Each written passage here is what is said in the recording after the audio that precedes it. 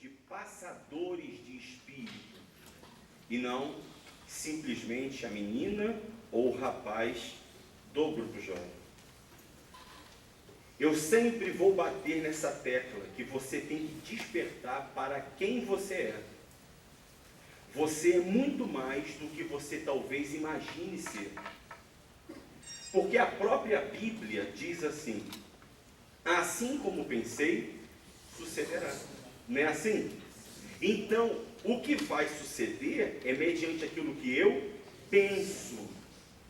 Quem você pensa ser?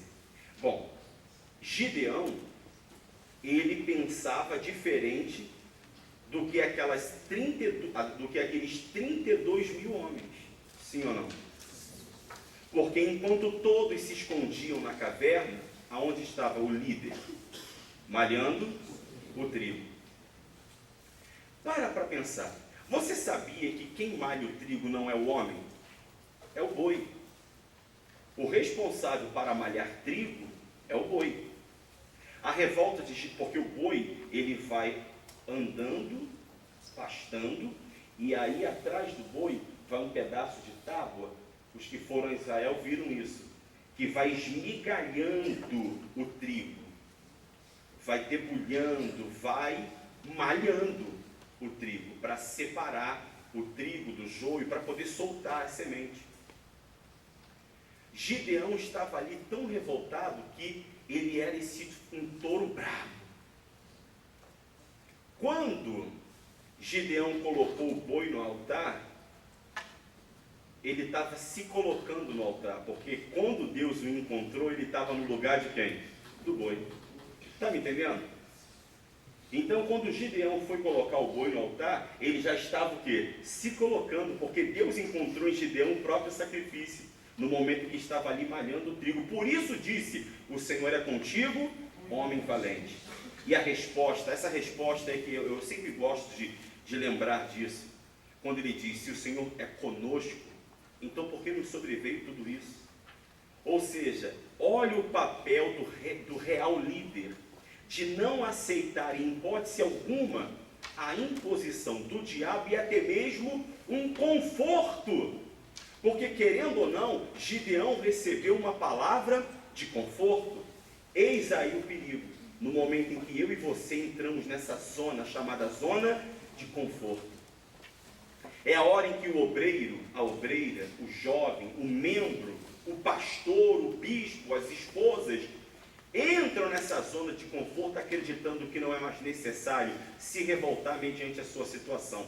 Se a sua vida está boa, Deus te abençoe, mas existem pessoas que precisam de um líder. Por isso, tome a dor dos teus jovens. Pastor, eu ainda não participei da Fogueira Santa, sabe por quê? Porque graças a Deus eu tenho recebido uma seguinte palavra: Deus é contigo, o Senhor é contigo. E eu tenho visto isso, porque não me falta nada. Por isso não me acendeu a revolta no meu peito. Mas a revolta de Gideão não era em relação à vida dele, era em relação à vida de quem? Do povo. E quando eu me dirijo a você, eu não estou dirigindo diretamente a sua vida, porque você aqui não está se representando. Você está aqui representando o quê? O povo, os jovens que você cuida. Você está aqui representando pessoas que confiam em você, acreditam que você pode conduzi-las a uma terra nova, conduzi-las a uma vida diferente, porque você é líder. E esse espírito de liderança que eu tenho, que você tem, que nós temos, que faz mover São Paulo e Brasil e o mundo afora. Porém, podemos sim entrar nessa zona de conforto e ficarmos ali nos deleitando. Foi isso que aconteceu no momento em que Deus mandou os tímidos e covardes voltarem. Os tímidos e covardes, já de primeira instância, nem foram provados, sim ou não? Deus já fez uma pergunta: tímido e covarde, volta. Eles se autodeclararam derrotados, sim ou não? Não é nem derrotado, porque não foi provado, não lutou. É uma classe de pessoas que a gente nem sabe como classificá-la, só como tímido e covarde. É tudo que eles já se decretaram ser. E voltaram. Quantos homens ficaram? 300 não. 10 mil homens. Foi aonde Deus colocou todos eles à prova. E sabe como é que Deus coloca uma pessoa à prova? Na zona de conforto. Porque os que estiveram conosco em Jerusalém, lá em Israel, viram o que realmente os 300 de Gideão viram. Na verdade, os 10 mil, o que os 10 mil homens viram, cara. Porque aquela fonte é maravilhosa, é um oásis, é algo de outro mundo, é lindo demais, é lindo demais. E naquele momento, vindo da onde eles vieram, de dentro da caverna, de uma vida miserável, de uma vida terrível, tenebrosa, se deparar com aquela fonte maravilhosa, eles disseram: louvado seja o nome do meu Deus. E por isso se curvaram, por isso se prostraram, por isso foram reprovados, porque entraram na zona de conforto. Enquanto 300 homens, mesmo estando naquela vida boa, naquele momento de lazer, vamos colocar assim, ou num momento de refrigério, porque querendo ou não, eles estavam comendo o pão que o diabo amassou, aquilo diante deles era uma bênção, água pura e cristalina, sombra e água fresca. 9.700 pessoas se curvaram na mesma hora, porém 300 continuaram dentro de si com um espírito de guerra e revolta. Beberam da água? Sim, mas não se curvaram. É isso que você e eu, nós líderes, temos que entender, porque nós somos provados no momento em que entramos na zona de conforto. E talvez você ainda não está vivendo a fé da fogueira santa, porque você entrou nessa zona de conforto. Só que você esqueceu que no momento que Deus disse: o Senhor é contigo, é porque encontrou você malhando trigo no lugar do boi, acreditando que o sacrifício é você. E por isso Deus entregou o povo todo na mão de Gideão. Gideão, sabe quem era? Você sabe muito bem. O menor de sua casa. E a sua casa?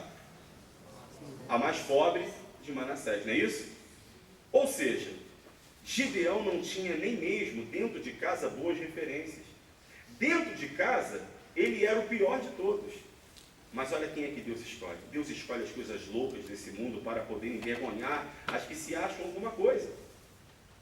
Deus não olha para o seu exterior, Deus olha para o seu interior. E se ele encontrar revolta, é o suficiente. Eu acho que é o combustível necessário que ele precisa encontrar num líder. E quando eu digo revolta, agora quero trazer não só para o lado da sua vida, mas eu estou falando com líderes, revolta no que diz respeito ao trabalho que você executa. Porque como é que pode você, todos os domingos ou sábado, quando você faz a reunião, você aceitar pregar para 15 pessoas, sabendo o Deus que você serve? Ah, pastor, mas tem igreja fora do país, como lá em Israel, que tem 25 membros, e eu estou fazendo reunião para 30 pessoas, é muito mais do que tem lá. Espera aí, você tem uma igreja que às vezes é dentro de uma comunidade onde tem quase 1 milhão de jovens, então você está sendo derrotado, sim. Você está numa zona de conforto, achando que aquilo que você está fazendo já é o suficiente. Você está se dando por vencido. Na verdade, eu nem posso dizer que um tipo de pessoa como essa, ela está sendo reprovada, porque eu acredito que já é do tipo dos reprovados que já voltaram. Porque nem pelo menos toma uma atitude de tentar lutar e mudar a situação da igreja ao qual você cuida. E é isso que tem que despertar dentro do líder. É isso que tem que despertar dentro de cada um de nós. Porque essa juventude está precisando de alguém para liderá-los. Porque se eu não liderar, o traficante é quem vai liderá-lo. Se eu não for referência para esses jovens, é o bandido, é o dono da facção, é ele que vai liderar. Se eu não for referência para essa juventude, se nós não formos referência para esses jovens, você pode ter certeza que um filho do diabo se levanta. E o filho do diabo dificilmente é tímido ou o quê? Covarde. Pelo contrário, o filho do diabo está pronto para tudo e topa qualquer coisa. Ele topa qualquer parada. Enquanto na verdade nós, filhos de Deus, sangue real, nascidos de Deus, temos a palavra, o nome de Jesus, o Espírito Santo que Davi não tinha. O Espírito Santo que Gideão não tinha. Gideão foi batizado com o Espírito Santo? Não. A Bíblia diz que ele recebeu o Espírito Santo. Ele era tão macho que o Senhor se apossou dele. Você está me entendendo? O espírito de valentia desse homem era tão grande que Deus se apoderou da vida dele. Porém você, por graça, eu por graça, não por mérito, por graça, favor imerecido, recebemos o o Espírito Santo. E o que é o Espírito Santo em nossa vida? Deus dentro de nós. E o que temos feito? Como tem sido a vida dos jovens que chegam até você? Cadê o crescimento necessário? Cadê a revolução? Ontem eu conversava com um rapaz que dizia para mim, eu quero ser pastor, vou arrebentar quando eu for pastor. Eu falei, você cuida de jovens? Eu sou líder de tribo, já cresceu a tribo? Ainda não, está na luta. Eu falei, desiste. Essa mentalidade, o dia que eu for pastor, eu vou arrebentar. Mentira. Ó, papo furado. Papo furado. Isso é papo furado. Quando Deus escolheu Gideão, ele era o Gideão que era, ou, na verdade, Gideão que virou, que se tornou o homem dos 300. Ele era um cara que estava revoltado malhando trigo, no lugar do boi. Ele estava ali revoltado. Ele estava revoltado. Deus só encontrou revolta em Gideão. Foi isso, foi a fagulha que Deus precisou para causar incêndio. Foi isso. Quando Deus escolheu Davi para ser rei, na verdade, não é essa a colocação que eu quero fazer. Antes de Davi ser rei, ele matou o gigante, sim ou não?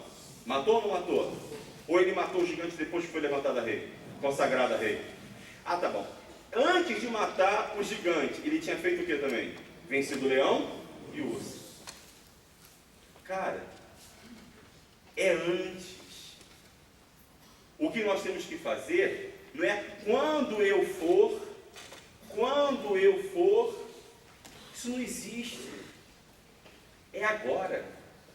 É igual o líder de tribo que diz, o dia que eu for responsável do grupo jovem dessa igreja, eu vou arrebentar. Peraí, você está sonhando. Não, mundo de Bob. Você fica pedalando assim, sonhando. Então Muppet Baby, cara, aquela cena dos Muppets, lembra dos Muppets? Você fantasia, tal. É isso que tu deve, é o mundo que tu vive. Porque pelo que eu sei, você tem que fazer a diferença e agora na tribo que você cuida. Só auxiliar, olha, o dia que eu responsável isso aí, eu assumi, olha só o espírito. Enquanto na verdade você, como auxiliar, tinha que fazer a diferença agora. Você tem que forçar a Deus confiar em você.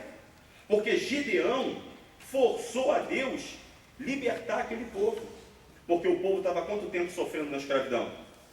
7 anos. E sabe por que Deus não fez nada? Porque Deus não faz nada. Porque Deus só faz se eu fizer alguma coisa. Toda ação provoca o quê? No momento em que Gideão agiu, o que aconteceu com Deus? Reagiu.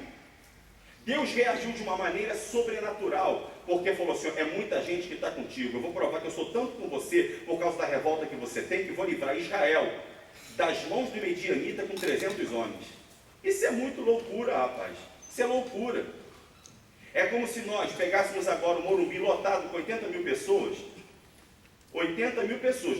80 mil pessoas não são 132 mil, ainda falta muita gente, não é?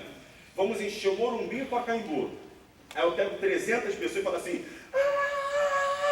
quem topa? Duvido. Lembrando que os guerreiros de Gideão eram camponeses. Viviam ali também malhando trigo. Eram camponeses. Ou eles eram do exército de Israel? Eu fico imaginando a cara dos 300, um mais torto que o outro. Eles viviam dentro da caverna, rapaz. Mas a revolta acendeu no peito de Gideão e contagiou 300 homens, que fez mudar a história da humanidade, do povo de Israel, porque são lembrados até o dia de hoje. Quando Salomão construiu o templo, 300 escudos foram colocados lá dentro, para representar quem? Os 300 de Gideão. São homens que são lembrados até o dia de hoje. Meu amigo, quem sabe faz a hora, não espera acontecer. Você tem que fazer o momento. O momento agora é seu. Você é o líder. A hora é sua. A fogueira santa, ela só está aqui para que eu e você possamos nos lançar. É uma questão de quê? Lógica. Eu e você temos que colocar a nossa vida ali no altar. Os nossos jovens devem colocar as suas vidas aonde? E aí então nós vamos olhar os problemas como se não fosse absolutamente nada. Até porque Deus, o nosso Deus, Ele vê os nossos inimigos como se fosse um pingo, uma gota d'água que cai da onde? Do balde. Isso não é Nada. Se a terra não é o suficiente para Deus colocar como estrado dos seus pés, a terra toda, imagine os inimigos. Vocês estão me entendendo? O problema é que muitas das vezes nós ficamos olhando para a situação que está diante de nós. Davi não fez isso. Você sabe por que Davi encarou Golias? Você sabe por que ele encarou? Porque todo mundo estava falando assim, caramba, olha o tamanho desse homem. É difícil, como é que eu vou lutar com ele? Aí falaram, Davi, ó, tem um cara ali, enorme, está enfrentando todo o povo. Me mostra. Quando olhou, falou, desse tamanho, duvido eu errar. Você está me entendendo? Ele olhou e falou, peraí, duvido eu errar. Porque difícil é acertar o que é pequenininho, não é? Daquele tamanho, falou, daqui não erra. Então o que você tem que pensar. É o que os nossos jovens têm que pensar. Vamos trabalhar com afinco. Como é que pode? A gente vai pegando o relatório e a gente vai observando igrejas que não estão tendo o crescimento que deveria ter. É porque o líder e toda a equipe, porque é o seguinte, Gideão era o líder. Quem era a equipe? 300. Então o líder e sua equipe estava sem fogo, está sem fogo, porque não está conseguindo ter resultados no seu trabalho. Por isso você vê igrejas que não vão. E o pior de tudo, cara, você recebeu a maior oportunidade da tua vida. Agarre essa chance, liderar pessoas. Não existe coisa melhor do que você poder mudar a vida de pessoas.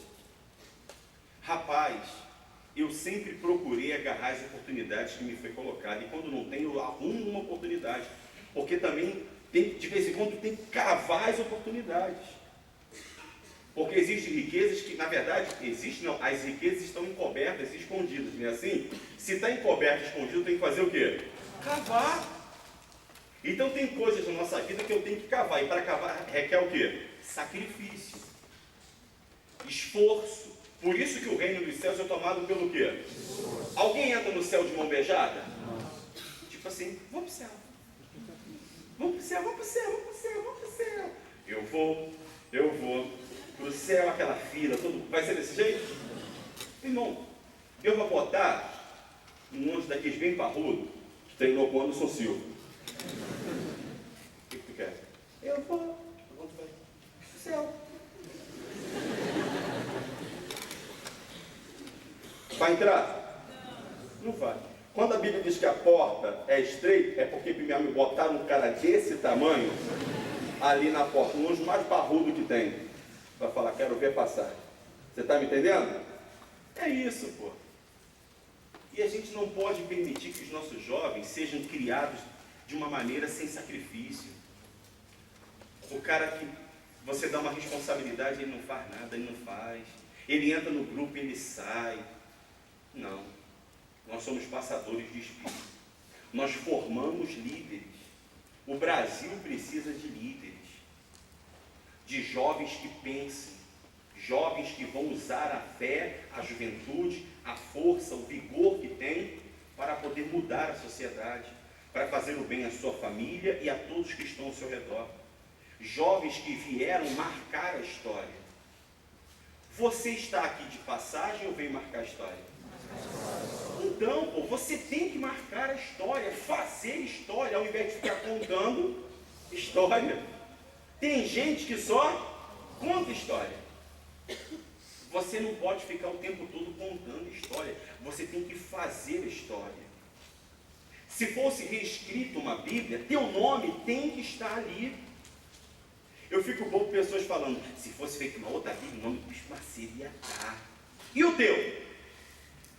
Está entendendo? Muito legal que o nome do bispo esteja escrito, mas o meu tem que estar lá. E o seu? Mas você tem que fazer a história. Você tem que marcar a história. E não é depois, é agora. É naquilo que lhe é confiado. Agarrou uma oportunidade, não solta por mais nada. Ganhou uma oportunidade, não solta por mais nada. Não tem oportunidade, o que você tem que fazer? Cavar. Tem gente que fica esperando que aconteça alguma coisa. Tudo é com sacrifício. E digo e repito, a oportunidade que você tem de liderar pessoas, isso tem que ser usado para o bem do reino de Deus e aqui na terra, enquanto para sermos pacificadores. Porque bem-aventurado quem?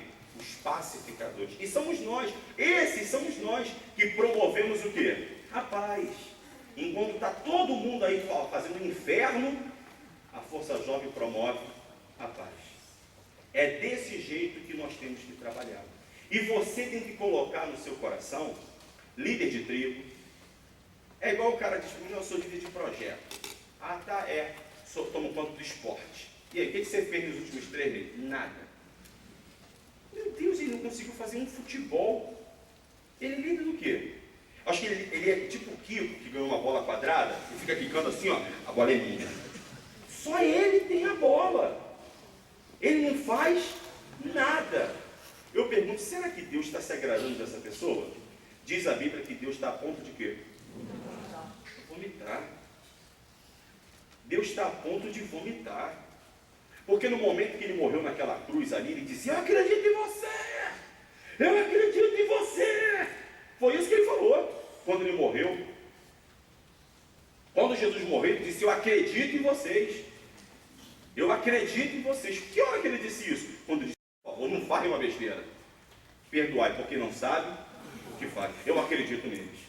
Eu acredito neles. Por favor, não faz nada. Deixa comigo. Pô, Deus acredita. Ou será que você foi salvo por engano? Era para ser outro.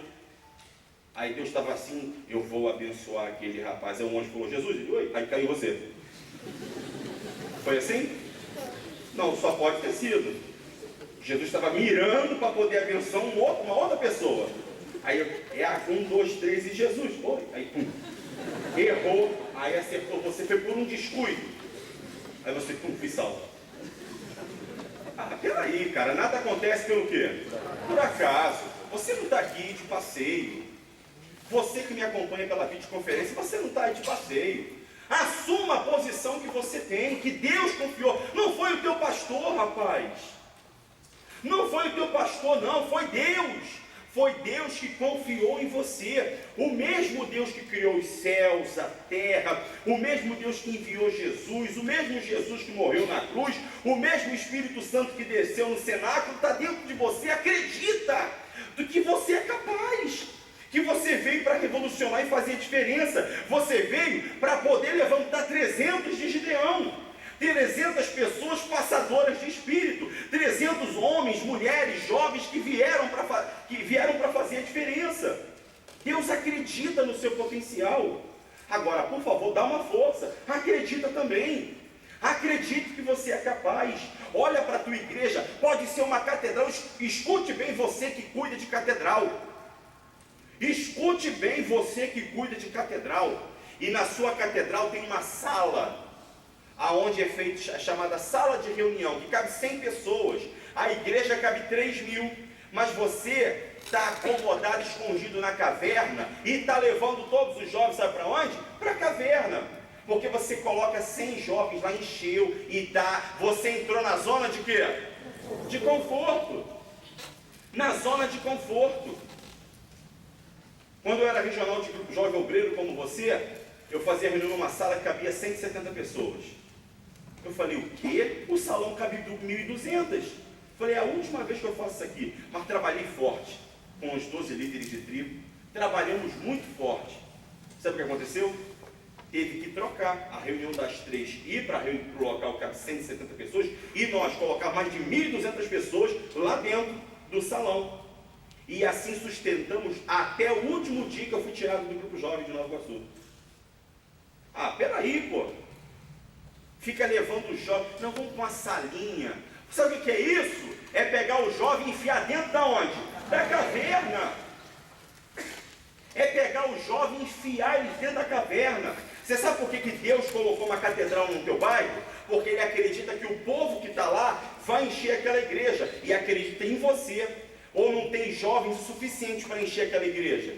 Eu acho que tem, porque se fizer qualquer movimento de baile funk, carnaval, ou seja lá o que for, ou até festa junina, meu irmão, a festa junina está dando mais do que a gente.